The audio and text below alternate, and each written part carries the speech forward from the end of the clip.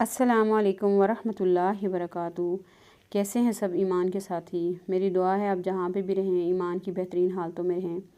آج میں اپنے درس میں اپنے اسٹوڈنٹ کو سبق پڑھا رہی تھی 18ویں پارے کی سورہ المؤمنون کا آخری رکوع۔ تو جو آیات تھیں میرا دل چاہ رہا تھا کہ اس کا ترجمہ اور تفسیر میں آپ کے ساتھ شیئر کروں، تو شروع کرتے ہیں۔ سورہ المؤمنون آیت نمبر 99۔ حَتَّى إِذَا جَاءَ أَحَدَهُمُ الْمَوْتُ قَالَ رَبِّ ارْجِعُونِ۔ یہ لوگ اپنی حرکتوں سے باز نہ آئیں گے یہاں تک کہ جب ان میں سے کسی کو موت آ جائے گی تو کہنا شروع کر دے گا، اے میرے رب مجھے اس دنیا میں واپس بھیج دے جسے میں چھوڑ آیا ہوں۔ امید ہے کہ اب میں نیک عمل کروں، کیونکہ جب موت کے فرشتے انسان کے سامنے آ جاتے ہیں تو غیب کے سارے پردے اٹھ جاتے ہیں۔ اس وقت انسان کو پتہ چل جاتا ہے کہ اصل حقیقت کیا تھی۔ کیا کہتا ہے کہ رب مجھے چھوڑ دے، میں دنیا میں جاؤں اور میں نیک عمل کروں۔ دنیا میں کتنی اللہ نے مہلت دی ہوئی ہے، کبھی اس مہلت سے فائدہ اٹھایا ہے؟ ہرگز نہیں، یہ تو بس ایک بات ہے جو وہ کہہ رہا ہے۔ اب ان سب مرنے والوں کے پیچھے ایک برزخ حائل ہے۔ بعض دفعہ ہوتا ہے نا ایسے کہ انسان کی زندگی میں کوئی واقعہ ایسا ہوتا ہے کہ انسان کہتا ہے کہ اب میں بدل گیا ہوں۔ کچھ دن تو انسان نیک رہتا ہے، نماز روزے کی بھی پابندی ہوتی ہے، اور اس کے بعد پھر انسان آہستہ آہستہ بھولنا شروع ہو جاتا ہے، یا انسان کے اوپر کوئی بہت بڑی پریشانی آ جائے، مصیبت آ جائے، مشکل آ جائے تو انسان اپنے آپ کو تبدیل کر لیتا ہے، لیکن جو ہی حالات گزرتے ہیں انسان پھر تبدیل ہونا شروع ہو جاتے ہیں۔ یا بیماری ایسی ہو کہ جس میں ڈاکٹر نے یہ کہہ دیا ہو کہ اب آپ کے پاس چند دن باقی ہیں، اور اس کے بعد بھی اگر آپ سالوں جی رہے ہیں تو اس میں بھی یہی ہوتا ہے کہ جب ڈاکٹر کہہ دیتے ہیں نا کہ آپ کے پاس بس چند دن ہے، تو اس میں انسان کی کنڈیشن کیا ہوتی ہے، اور جب وہ ٹائم گزر جاتا ہے انسان ٹھیک ہونا شروع ہو جاتا ہے تو انسان اپنی پہلی والی زندگی میں آ جاتا ہے۔ تو بہرحال کہا کہ یہ تو بس ایک بات ہے جو وہ کہہ رہا ہے، حالانکہ اگر اس کو واپس بھیج بھی دیا جائے تو اس نے وہی کام کرنا جو یہ پہلے کر رہا ہے۔ تو کہا کہ ان سب مرنے والوں کے پیچھے ایک برزخ حائل ہے۔ اب برزخ کیا ہے؟ برزخ کہتے ہیں پردے کو۔ جب ہم دنیا سے چلے جاتے ہیں اور قیامت آنے سے پہلے جس جگہ پہ ہم ٹھہریں گے اس کو کہتے ہیں برزخ۔ اور عالم برزخ میں دو طرح کے لوگ ہیں، ایک جگہ ہے علیجین جہاں پہ نیک لوگ ہیں، اور دوسرا ہے سجین جہاں پہ گنہگار لوگ ہیں۔ تو ہر انسان کو اس کے اعمال کے مطابق ٹھہرایا جائے گا، یعنی دنیا میں جو نیکیاں اس نے اکٹھی کی ہیں یا جو بھی اس کے اعمال ہیں اس کے مطابق اس کو فرسٹ کلاس، سیکنڈ یا تھرڈ میں رکھا جائے گا۔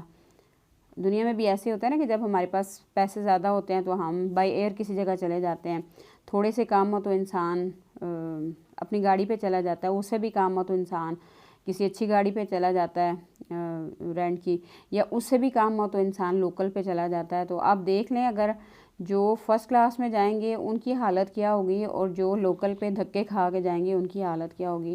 تو سیم یہی کنڈیشن وہاں پہ بھی ہوگی کہ اعمال کے مطابق یا تو فرسٹ کلاس میں ہوں گے یا پھر دھکے کھا رہے ہوں گے وہاں پہ بھی۔ تو کہا کہ دوسری زندگی کے دن تک پھر جو ہی سور پھونک دیا جائے گا، سور حضرت اسرائیل علیہ السلام پھونکیں گے، ان کے درمیان کوئی رشتہ باقی نہ رہے گا اور نہ وہ ایک دوسرے کو پوچھیں گے۔ وہ وقت ہی ایسا ہوگا جس وقت کسی کو کسی کی پرواہ نہیں ہوگی۔ اس وقت جن کے پلڑے بھاری ہوں گے وہی فلاح پائیں گے، جن کے نیکیوں کے پلڑے بھاری ہوں گے، نیکیاں کرتے رہے ہوں گے، اچھے کام کرتے رہے ہوں گے، زبان کو سنبھال کے رکھا ہوگا، بولتے ہوئے بھی احتیاط کی ہوگی، تو کیا ہوگا؟ ان کے پلڑے بھاری ہوں گے۔ اور جن کے پلڑے ہلکے ہوں گے، اب ہلکے کن کے ہوں گے؟ یا تو جن کو نیکیاں کرنے کی توفیق ہی نہیں ملی، یا وہ نیک اعمال تو بڑے کرتے رہے۔ قرآن پاک کی ایک آیت کا مفہوم ہے کہ بعض لوگ ایسے ہوں گے جو نیکیاں کر کے تھکے ہوئے ہوں گے، اور ان سے کہا جائے گا کہ دوزخ میں داخل ہو جاؤ۔ کیوں؟ اس لیے کہ انہوں نے جتنی بھی نیکیاں کی ہوں گی اس کی کوئی سند نہیں ہوگی، اللہ کے رسول نے اس کی اجازت نہیں دی ہوگی، اپنے پاس سے سنی سنائی باتوں کے اوپر انہوں نے عبادت کی ہوگی۔ تو اللہ نے وہی قبول کرنا ہے جو اللہ نے اپنے رسول کو حدیث کے ذریعے بتا دیا، جو آپ صلی اللہ علیہ وسلم کا سنت طریقہ ہے۔ کیونکہ قرآن پاک میں اللہ تعالیٰ فرماتے ہیں اگر تم مجھ سے محبت کرتے ہو تو میرے نبی سے محبت کرو، اللہ تم سے محبت کرے گا۔ تو اللہ وہی قبول کرے گا جو اللہ نے آپ صلی اللہ علیہ وسلم کے ذریعے ہمیں بتا دیا ہے۔ تو کہا کہ وہی لوگ ہوں گے جنہوں نے اپنے آپ کو گھاٹے میں ڈال لیا۔ گھاٹے میں کیوں ڈال لیا؟ یا تو سنت کے خلاف کام کیے ہوں گے یا کیے ہی نہیں ہوں گے، یا اگر یہ بھی ہوں گے تو بدعت پہ سارے مبنی ہوں گے۔ تو کہا کہ وہ جہنم میں ہمیشہ رہیں گے، ہمیشہ ہمیشہ۔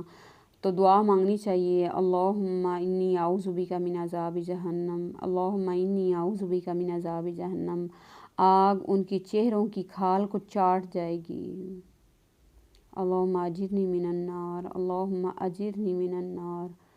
دنیا میں بھی آگ اگر تھوڑا سا سیک بھی انسان کے چہرے کے اوپر پڑا جائے تو انسان جھلس جاتا ہے، لیکن وہ دوزخ کی آگ ہوگی جو پڑتے ساتھ ہی چہرہ کا سارا گوشت چاٹ جائے گی۔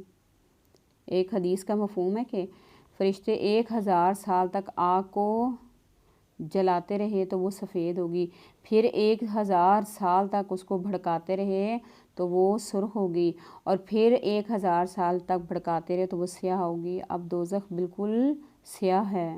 تو اللہ تعالیٰ سے دعا مانگیں، اپنی دعاؤں میں یہ چیز شامل کر لیں کہ روزانہ کم از کم ایک تسبیح ہر نماز کے بعد اللہم اجرنی من النار کی ضرور پڑھیں۔ تو کیا ہوگا؟ اور ان کے جبڑے باہر نکل آئیں گے۔ کبھی آپ نے عید الاضحیٰ پہ بکرے کی سری اگر جلائی ہوگی تو اس میں کیا ہوتا ہے، جب اس کا چہرے کا گوشت سارا جل جاتا ہے تو اس کے دانت باہر نکل آتے ہیں، اس کی آنکھیں باہر نکل آتی ہیں، بڑی خوفناک سی ایک تصویر سامنے آتی ہے۔ تو کیا ہوگا کہ ان کے جبڑے بھی باہر نکل آئیں گے۔ کیا تم وہی لوگ نہیں ہو کہ جب میری آیات تمہیں سنائی جاتی تھی تو تم انہیں جھٹلاتے تھے، یا تو مانتے ہی نہیں تھے، یا اگر سن بھی لیتے تھے تو کہتے تھے کہ نہیں یہ تو قرآن پاک تو آج کل کے دور میں تو ہم اس پہ عمل ہی نہیں کر سکتے، اور یہ تو اس دور کے لیے آئی تھی، اور وہ اللہ کے رسول تھے، وہ صحابہ کرام تھے، اس پہ عمل کر سکتے ہیں۔ آج کے دور میں قرآن پاک کے اوپر، حدیثوں کے اوپر عمل کرنا بڑا مشکل ہے۔ تو یہ بات کلیئر کر لیں کہ یہ کن لوگوں کے ساتھ یہ کیا جائے گا کہ جب ان پر اللہ کی آیات پڑھی جاتی تھی تو انہیں جھٹلاتے تھے تکبر کی وجہ سے، اور کہیں گے اے ہمارے رب، کیا کہیں گے؟ اے ہمارے رب، ربنا غلبت علینا شقوتنا، اے ہمارے رب ہمارے اوپر ہماری بدبختی چھا گئی تھی، بدبختی چھا گئی تھی، بد نصیب ہو گئے تھے، عقل پہ پردے پڑ گئے تھے، تو اس لیے ہم نے آخرت کو بھلا کر دنیا ہی کے سارے کام کرنے لگ گئے، دنیا میں ہی ہم مگن ہو کے رہ گئے، دنیا میں ہم نے اپنا سارا کچھ کھپا دیا۔ اصل بدبختی کیا ہے کہ قرآن کی تلاوت انسان کو نصیب نہ ہو، 24 گھنٹوں میں انسان کو اتنا ٹائم نہ ملے کہ انسان قرآن کی تلاوت کر سکے، نماز کے لیے انسان کو ٹائم نہ ملے۔ ایک حدیث کا مفہوم بھی ہے کہ اللہ تعالیٰ فرماتے ہیں تم میرے لیے وقت نکالو، میں تمہارے وقت میں برکت ڈال دوں گا، تمہارے کام اپنے ذمے لے لوں گا، اور اگر تم نے میرے لیے وقت نہیں نکالا تو میں تمہارے اوپر دنیا کو مسلط کر دوں گا، پھر تمہیں ٹائم ہی نہیں ملے گا میرے لیے۔ تو کیا ہوگا؟ بدبختی ان کے اوپر چھا رہی ہوگی۔ دنیا کے معاملے میں ہم بڑے تیز ہیں، ہر جگہ ہمارا دماغ کام کرتا ہے، لیکن جب دین کا معاملہ آتا ہے تو ہم لکیر کے فقیر بن جاتے ہیں، کہتے ہیں کہ نہیں ہم تو وہی کریں گے جو ہمارے آباء و اجداد کرتے رہے ہیں، حالانکہ ان کو کہا جائے کہ وہ چیز صحیح نہیں تھی، لیکن پھر بھی کہتے ہیں نہیں وہ کرتے آئے ہیں۔ مجھے یہ بتائیں کہ جس طرح ہمارے آباء و اجداد کے دور میں ٹوائلٹ نہیں ہوتے تھے، لوگ کھیتوں میں جاتے تھے، تو آج جائیں گے کھیتوں میں؟ کہیں گے نہیں وہ تو پرانا دور تھا، اب نیا دور آ گیا ہے۔ اگر وہ چولہا نہیں جلاتے تھے، گیس ان کے پاس نہیں تھی، انہوں نے لکڑیاں جلائی تھی، تو کیا آج آپ بھی یہی کہیں گے کہ نہیں ہم تو اپنے آباء و اجداد کی پیروی کریں گے، وہ تو گیس نہیں استعمال کرتے تھے تو ہم بھی نہیں کریں گے؟ کیا ان جیسے کپڑے پہنیں گے؟ کیا ان جیسا رہن سہن کریں گے؟ نہیں۔ لیکن دین کے معاملے میں ان کو علم نہیں بھی ہوگا، اگر وہ ان میں سے گمراہی کے راستے پہ ہوں گے تب بھی ان کے پیچھے ہی چلتے چلے جائیں گے، تو کیا کہیں گے؟ غلبت علینا شقوتنا وکننا قوما ضالین، اور واقعی ہم گمراہ لوگ تھے۔ اس وقت پتہ چلے گا کہ گمراہی، اصل گمراہی کیا تھی۔ اے ہمارے پروردگار اب ہمیں یہاں سے نکال دے۔ پھر ہم ایسا قصور کریں تو ظالم ہوں، اللہ جواب دے گا قال اخسئوا فیہا ولا تکلمون، دور ہو میرے سامنے سے، پڑے رہو اسی میں اور مجھ سے بات نہ کرو۔ قیامت کے دن کے بارے میں آتا ہے کہ اللہ تعالیٰ بہت زیادہ غصے میں ہوں گے. لوگ انبیاء کرام کے پاس جائیں گے کہ آپ اللہ تعالیٰ سے ہماری سفارش کریں، تو انبیاء کرام بھی یہ کہیں گے آج ہمارا رب اتنے غصے میں ہے، نہ اس سے پہلے کبھی تھا اور نہ اس کے بعد کبھی ہوگا.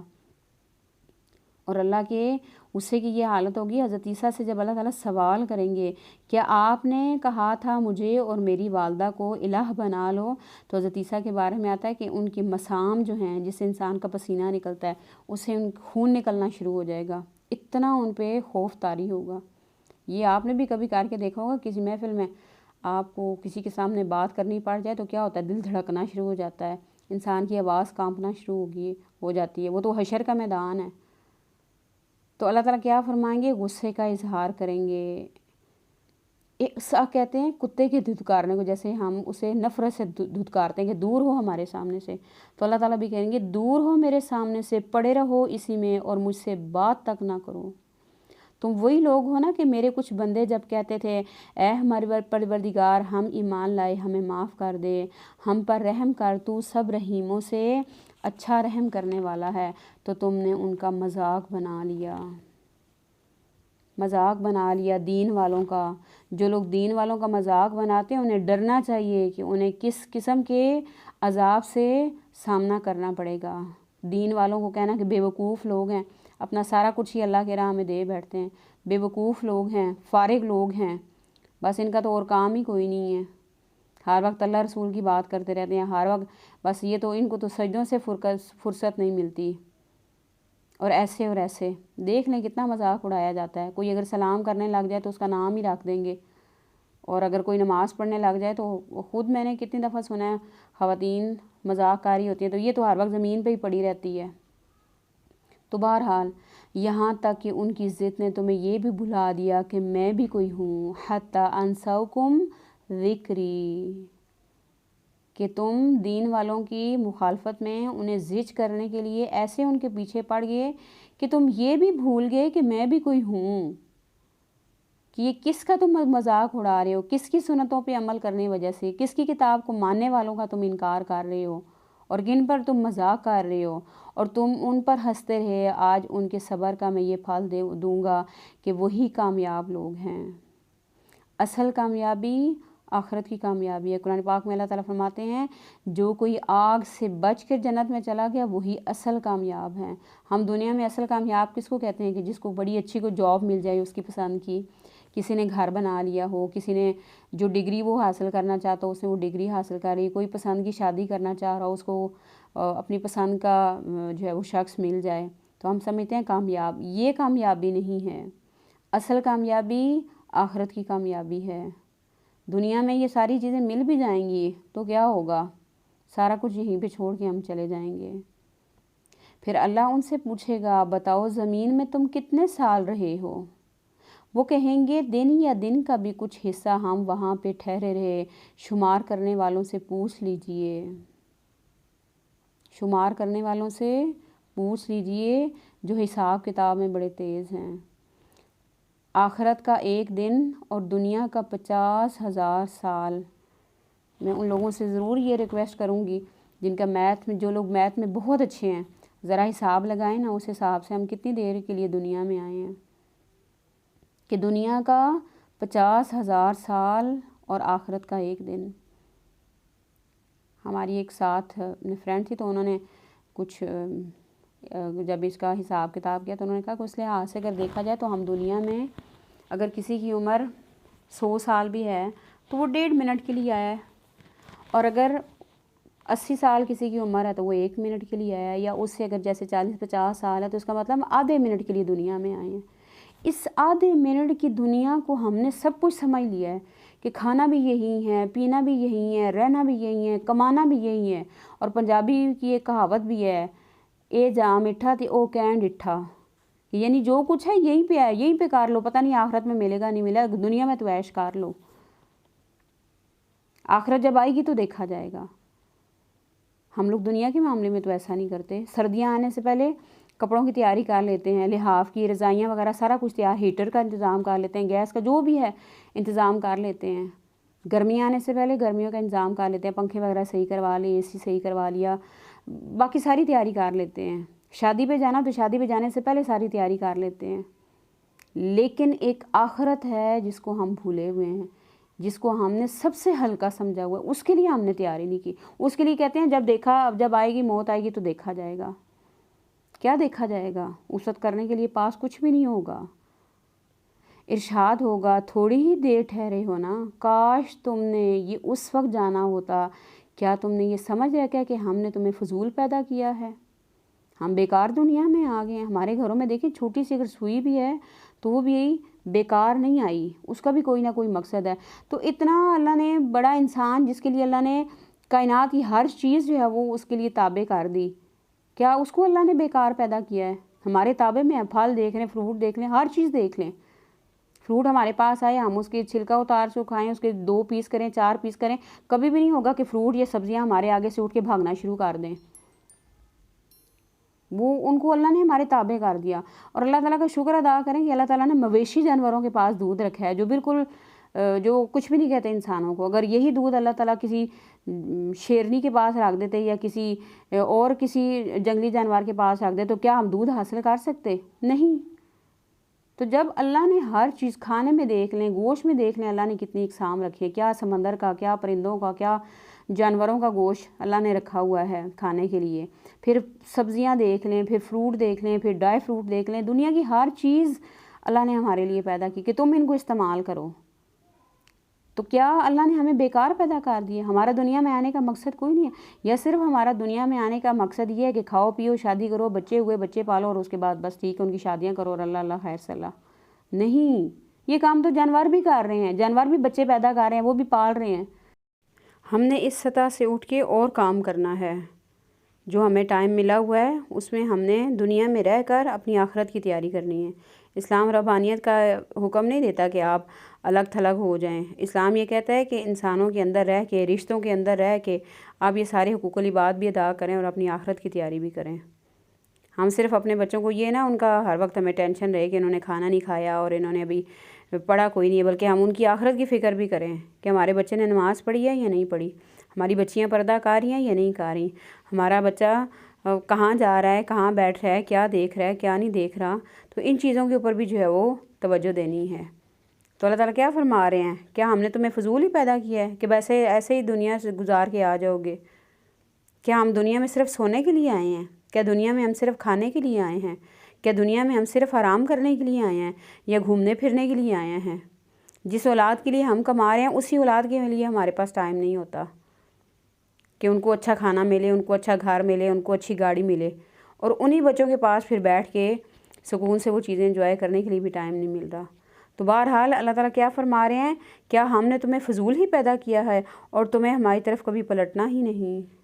یقیناً ہم نے اللہ ہی کی طرف پلٹ کر جانا ہے، وہی ہمارا آخرت کا گھر، ہمارا اصلی گھر ہے۔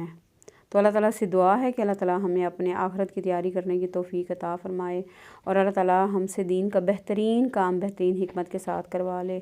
وآخر دعوانا ان الحمد للہ رب العالمین۔ السلام علیکم ورحمۃ اللہ وبرکاتہ۔